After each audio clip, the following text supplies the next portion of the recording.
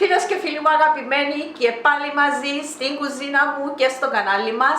Σήμερα, Μιχάλη μου, θα κάνω εξαιρετικά κρασοκούλουρα. Καταλάβω το. Ωραίο να. Πάρα πολύ ωραίο. Και τα υλικά μας είναι έναν ποτήρι 200 ml ελαιόλαδο, 100 ml κρασί κόκκινο ξηρό. Είναι μισό ποτήρι. 100 γραμμάρια ζάχαρη την κρυσταλλική. Είναι 5 κουταλιές της σούπας. 70 ml φρέσκο χυμό. Είναι λίγο πιο κάτω από το μισό ποτήρι. Μισό κουταλάκι σόδα. Μισό κουταλάκι κανέλα. 1/4 κουταλάκι μουσχοκάριδα αλεσμένο. 1/4 κουταλάκι γαρίφαλα, συνολικά θέλουμε 1 κουταλάκι. Γεμάτο μπαχαρικά θέλω 450 γραμμάρια αλεύρι φαρίνια 0,0 χωρίς διογκωτικό. Είναι αλεύρι δυνατό για μπισκότα που δεν φουσκώνει μόνο. Κάποιες ρωτούν συνήθως αν μπορείς να βάλουν και... Ζαχαροπλαστικές. Ναι. Άμα βάλουν ζαχαροπλαστικές, να περιορίσουν το baking powder που να βάλουν. Εγώ θα βάλω 1 κουταλάκι baking powder. 8 γραμμάρια. Θα χρειαστούμε και λίγο αλάτι που να βάλουμε μέσα στο αλεύρι μας να δω και η γεύση. Περίπου μισό κουταλάκι. Ούτε μισό κουταλάκι. Εδώ έχω 80 γραμμάρια σουσάμι. Είναι 8 κουταλιές. Φίλες μου, επειδή πλάθονται γρήγορα, ανάβω και το φούρνο να τον έχω έτοιμο στον αέρα στους 175 βαθμούς. Μάλιστα. Και πάμε. Ωραία. Βλέπουμε τους δείχτες κατά πρόσωπο για σωστές ρυθμίσεις. Πρώτα να βάλουμε το ελαιόλαδο μας, δεν είναι το ωραίο ελαιόλαδο. Το ελαιόλαδο μου είναι ένα ποτήρι 200 ml. Πάμε με το κρασί μας, το κρασί μισό ποτήρι. Ανακατεύομαι. Είναι όλο αρώματα, είναι όλο μυρωδιές. Μπαίνει η ζάχαρη μου, είναι 5 κουταλιές, είναι μισό ποτήρι.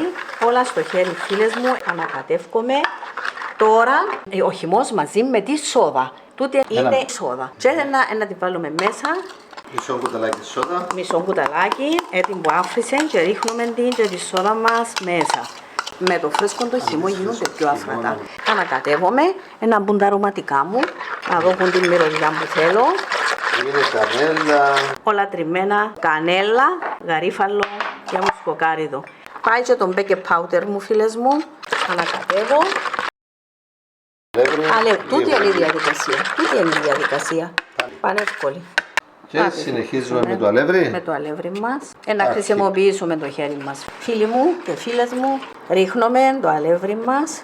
Προσθέτεις αλεύρι και ανακατεύεις. Ζυμώνεις. Κατέβω. Θα κάνεις μια ζύμη βασικά. Ναι, να γίνονται κουλουράκια. Που να πλάθεται και να μην κολλάς στα χέρια. Ναι. Έβαλες όλο το αλεύρι σχεδόν. Έμεινε λίγο κολλημένο από κάτω. Θα χρειαστούμε ακόμα λίγο. Θα βάλουμε, πάντα έχουμε μαζί μας κι άλλο. Άρα έχεις δίπλα ακόμη 1-2 κουταλιές και είσαι όλο. Διότι μπορεί 5-10 ml Ακριβώς, να σου φύγει.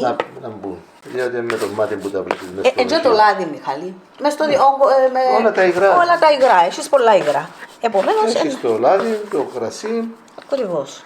το χυμό. Χυμόν έχεις 3 υγρά. Οπότε αν σου φύγουν 5-10 ml θα χρειαστείς ακόμη καμιά κουταλιά να λέμε. Πάντα θα έχουμε. Να πλάσουμε τη ζύμη που δεν θα κολλά στα χέρια μας. Έβαλα έξτρα καμιά κουταλιά μέσα στο δοχείο τούτο για να το ξεκολλήσω από τα χέρια μου, να μπορώ να τα πλάσω. Δεν πρέπει να έχει πάρα πολύ αλεύρι για να μην γίνουν σφιχτά. Λίγο στο τέλος. Λίγο στο χέρι, φέρνουμε ακόμα κανένα κουταλάκι, καμιά κουταλιά έξτρα για να καθαρίσουμε τα χέρια μας. Θα δω να πλάθονται. Θέλει περισσότερο ζύμωμα ή όχι? Όχι, δεν τα πολύ ζυμώνουμε για να έρθουν αφράτα. Το αφήσουμε να ξεκουραστεί. Λίγο. Άτε, πάμε. Και τώρα πλάθουμε τα κουλουράκια. 25 γραμμάρια το καθένα, 27-25 περίπου τόσο. 25 γραμμάρια. Να μην γίνουν και τεράστια. Άρα αρχικά κάνεις μπαλίτσες. Να κάνουμε μπαλίτσες 25 τούτο, μάνα μη φταίν ακριβώς. 25. Ήταν όλα το ίδιο, ήταν όμορφα. Άρα δημιουργάς τώρα μπαλίτσες 24, 25, 26. Ναι. Αυτό, Μιχάλη μου, χρειάζεται η ζυγαριά. Θέλεις τη ζυγαριά να κάνεις όμορφα πράγματα. Κάθε μπαλίτσα τώρα πλάθεται. Έτσι, ρολάκι. Μπαίνει στο σουσάμι, μπόλικο σουσάμι να κολλάει εύκολα. Και πάει το πρώτο. Και πάει στο ταψί σου. Ρολάρω το έτσι. Είδαμε να πιάει παντού. Πρέπει να είναι όλα τα ίδια. Δεν πειράζει και τα σισάμια που πιάνει μέσα, η γεύση είναι πολύ ωραίο. Έτσι, σαν τα μπαστούνάκια, μακρόστερα.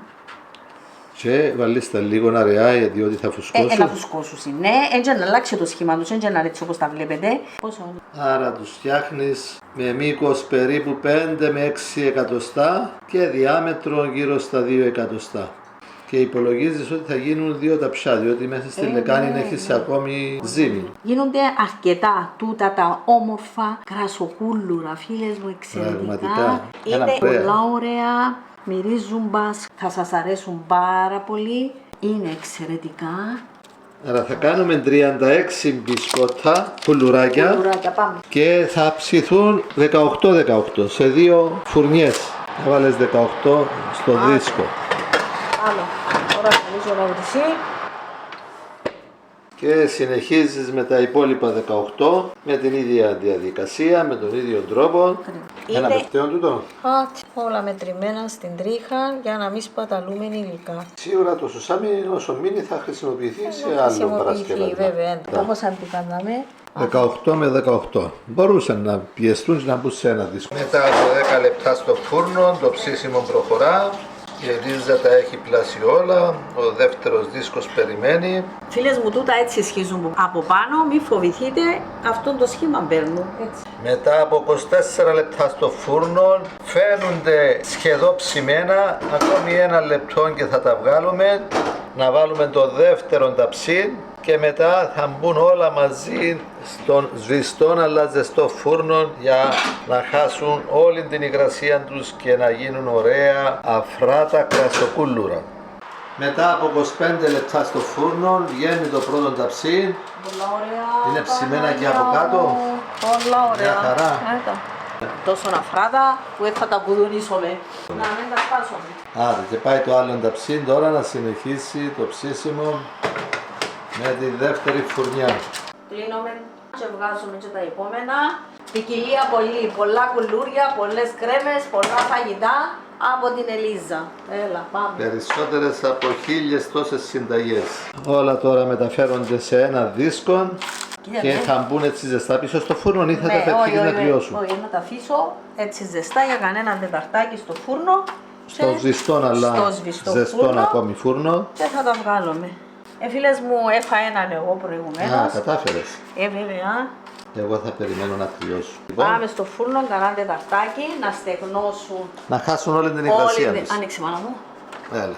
Δεν θα τα αφήσουμε πολλά, κανένα τεταρτάκι και θα τα βγάλουμε. Στήσιμα κρασοκούλουρα. Ο Μιχάλης ενάντεξε τους τες ωραίες τες κρεμούλες με ταχίνι και μέλι. Είναι μια σούπερ κρέμα τώρα τις νηστείες. Και με τους ξηρούς καρπούς από πάνω. Από την Ελίζα, κρέμα με ταχίνι νηστίσιμη και μέλι. Να τη βρείτε και να την κάνετε, εξαιρετική.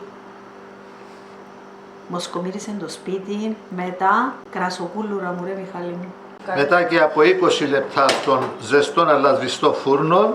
Βγάλαμε από το φούρνο. Θα φάμε έναν τώρα ή μετά? Όχι, μετά με το καφεδάκι μας. Ωραία, θα περιμένω. Είναι πραγματικά υπέροχα. Φτιάξτε τα και περιμένουμε τα σχόλια σας. Είμαστε σίγουροι ότι θα σας αρέσουν. Καλή συνέχεια φίλες και φίλοι μου. Like λέει ο Μιχάλης, εγγραφή στο κανάλι. Μόνο όσοι δεν το κάνατε ήδη, εγγραφή στο κανάλι. Like πάντοτε. Φίλες και φίλοι μου αγαπημένοι, έτοιμα τα ανιστήσιμα κρασοκούλουρα φίλες μου. Δέστε τι όμορφα, τι ωραία με το σουσάμιν τους, με έναν καφεδάκι, είναι μια απόλαυση. Δοκιμάστε τα φίλοι και φίλες, θα σας αρέσουν πάρα πολύ. Ακόμα μια ωραία συνταγή από την Ελίζα φίλοι και φίλες. Και καλό Πάσχα να φτάσουμε φίλες και φίλοι μου. Φίλες μου πάμε για τις 100.000 εγγεγραμμένους. Η αγάπη σας μας δίνει δύναμη. Άντε Μιχάλη μου, πάει. Εντάξει.